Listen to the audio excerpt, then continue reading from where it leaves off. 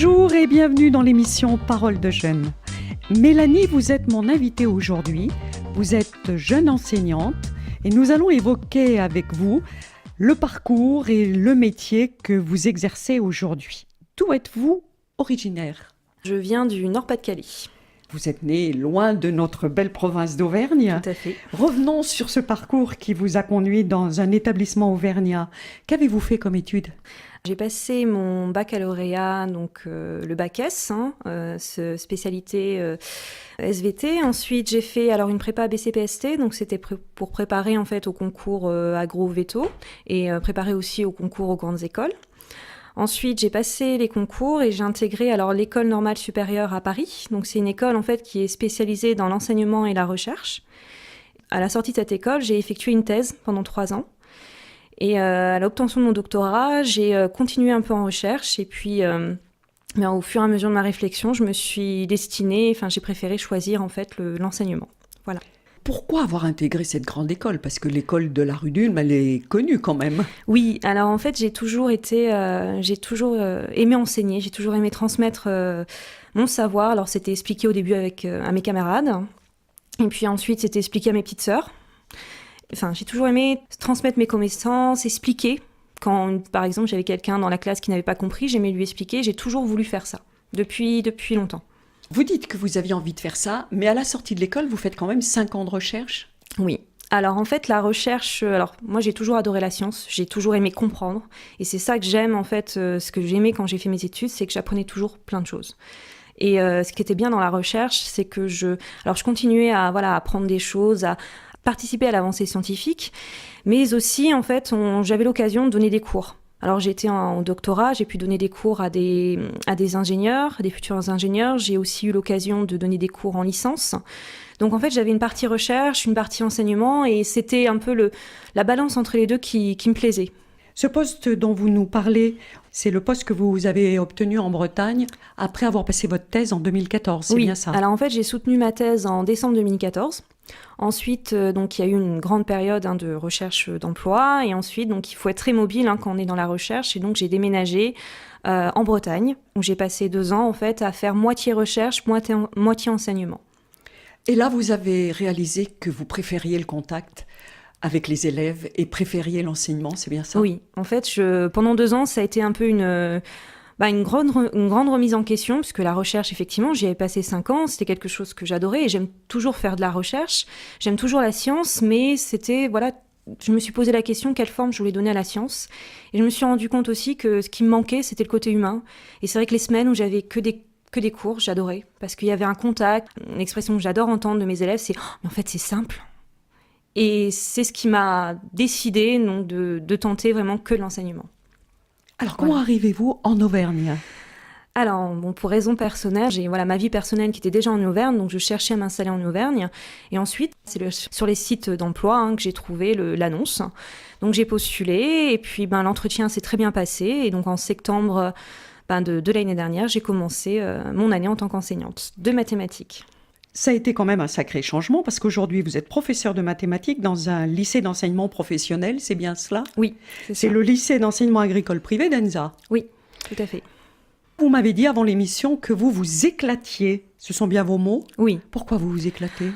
Déjà, enseigner les mathématiques, je le dis à mes élèves, ils n'ont pas choisi ce lycée, ils n'ont pas choisi ce bac pour les mathématiques. Donc je les fais rire parce que je leur dis, vous n'avez pas choisi cette filière pour l'amour des mathématiques.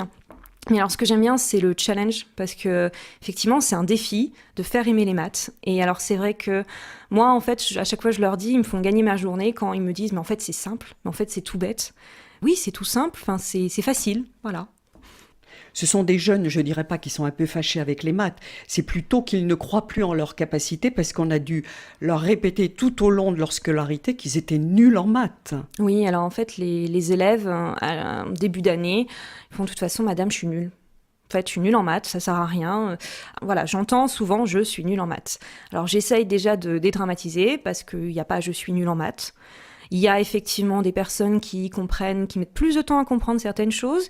Il y a des fois, il faut expliquer de manière différente, mais ça, c'est mon rôle. Il faut enlever en fait les idées reçues. De toute façon, ça sert à rien de m'acharner. Je serai nulle en maths. Ben non, c'est faux. Les maths, c'est pas inné. Et vous m'avez même dit que vous leur soutenez que personne n'est nul en maths. Personne n'est nul, non. Personne n'est nul, chacun a sa logique, chacun a sa manière de fonctionner. Ensuite, c'est la méthode d'apprentissage qui est différente. Certaines personnes mettront plus de temps à comprendre des concepts que d'autres, ou comprendront différemment en fait. Mais il n'y a pas de toute façon, j'abandonne, je suis nulle en maths. Le problème, c'est qu'on leur a dit ça depuis des fois la primaire, depuis des fois le collège. Donc c'est vrai que moi, j'en trouve en seconde qui ont vécu depuis des années malheureusement ce schéma. De toute façon, il y en a qui laissent tomber parce qu'ils ont l'habitude en fait aussi, du coup, de pas y arriver entre guillemets en maths. Au moment de commencer l'émission, tout à l'heure, vous évoquiez votre cours de ce matin, n'est-ce pas? Oui. Et vous me disiez que vous employez parfois des images pour faire comprendre quoi? Des problèmes de mathématiques, de physique? Alors en fait, j'enseigne les mathématiques et la physique-chimie. Donc généralement en fait, alors déjà quand j'aborde une notion, j'essaie toujours d'utiliser donc soit ce qu'ils peuvent voir en structure. Par exemple, ils ont des cours de restauration pour certaines classes, donc par exemple la proportionnalité, j'utilise des recettes de cuisine puisque c'est des choses qui sont amenées à faire dans la vie de tous les jours. Ensuite, là par exemple, j'utilise des images pour leur comprendre. Vous voyez, c'est là par exemple, ce matin, c'était la structure d'un atome. Imaginez par exemple les poupées russes, c'est exactement le même fonctionnement. J'essaye un peu alors, bien sûr, ça ne marche pas avec tous les élèves, puisque parfois, trop imagés, des fois, certains, au contraire, je les perds, puisqu'ils sont tous différents. Mais pour certains, ce qui était un peu perdu, ça permet de raccrocher un peu les wagons. Ces élèves que vous avez en face de vous, j'ai eu l'impression, en discutant avec vous, que c'était plus que des élèves. Ce sont des histoires personnelles qui vous touchent. Oui, en fait, ils sont tous différents, ils ont tous un vécu qui est différent. Et ce qui est intéressant, déjà, c'est de voir, en fait, leur évolution. Et puis... moi, ça fait déjà 2 ans, hein, donc c'est ma 2e année. Et l'année dernière, en fait, j'ai accompagné des élèves à un peu dédramatiser les maths. Parce qu'au début, ils m'ont dit, mais madame, en fait, de toute façon, c'est pas la peine, je suis nulle en maths. Puis à la fin, c'est, mais madame, maintenant, c'est super, on s'amuse. Et voilà, c'est mon objectif, en fait. C'est que les maths, ce n'est pas qu'une matière, en fait, où on s'ennuie. Non, les mathématiques peuvent être vivantes. Il suffit juste d'apporter les outils. Mélanie, oui. Vous ne regrettez pas cette évolution de carrière? Non, pas du tout. Elle vous donne pleinement satisfaction? Oui, moi je suis contente de venir tous les matins au travail, de venir échanger avec les élèves. C'est tous les jours différents. Alors bien sûr, tout n'est pas rose, il y a des jours plus difficiles que d'autres, forcément. Mais dans l'ensemble, c'est un métier vraiment qui me passionne. Qu'est-ce que ça vous apporte, à titre personnel, cette carrière que vous menez aujourd'hui, ce contact avec les jeunes? Alors déjà, c'est le plaisir d'aider les élèves à déjà prendre confiance en eux, moi dans les matières scientifiques, mais pas seulement, puisque je suis également d'autres élèves en suivi de stage et dans d'autres projets. Et puis voilà, les aider un peu à dédramatiser la matière. Et puis, à titre personnel, je voulais vraiment aider les autres. Donc je travaille dans la filière baccalauréat, donc service à la personne et au territoire, donc qui sont aussi sensibilisés à cette aide à la personne. Mais moi vraiment, mon objectif d'enseigner, c'est surtout les aider les personnes. Et à mon niveau, donc c'est les aider justement à obtenir leur diplôme pour voir en fait par la suite également obtenir le concours qu'ils souhaitent, obtenir le métier qu'ils souhaitent aussi. Ce que vous êtes en train d'évoquer, c'est qu'il y a un trait de caractère qui est l'aide à l'autre, que vous auriez pu exprimer dans d'autres carrières, dans d'autres domaines. C'est un point important chez vous, ça? Oui. Depuis que vous êtes toute jeune? Alors, quand j'étais plus jeune, je participais à des associations. Ensuite, j'étais animatrice. Oui, on a toujours participé, en fait, plus ou moins à l'aide à la personne. Après, on a essayé de donner, je pense, avec mes sœurs, on a essayé de donner différentes formes. Alors, on a eu différents métiers qui permettent d'exprimer finalement cette partie. Oui, je le dis à nos auditeurs, vous êtes une famille de 4 filles. Oui, 4 filles. Et qui avaient fait quoi les unes et les autres? Alors, il y en a une, la plus grande est docteur, donc moi je suis enseignante. La troisième est ingénieure. Et la dernière, en fait, est coiffeuse.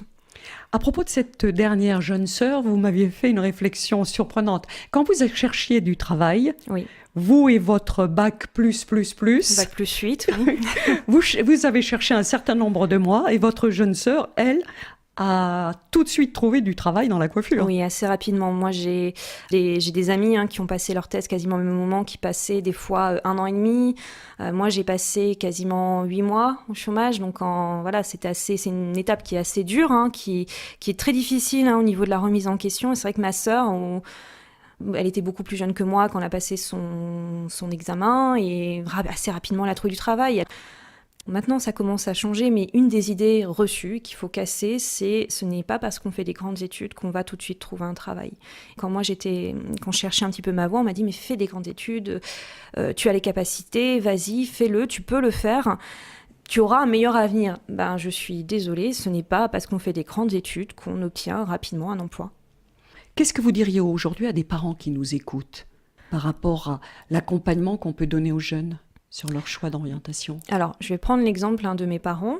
En fait, c'est d'écouter ce que souhaitent faire leurs enfants et de trouver les meilleures solutions adaptées et de chercher avec eux, parce que faut pas non plus que les parents fassent tout pour les enfants, il faut vraiment que ça soit un travail d'équipe, et de chercher avec eux les meilleures solutions pour permettre justement de s'épanouir.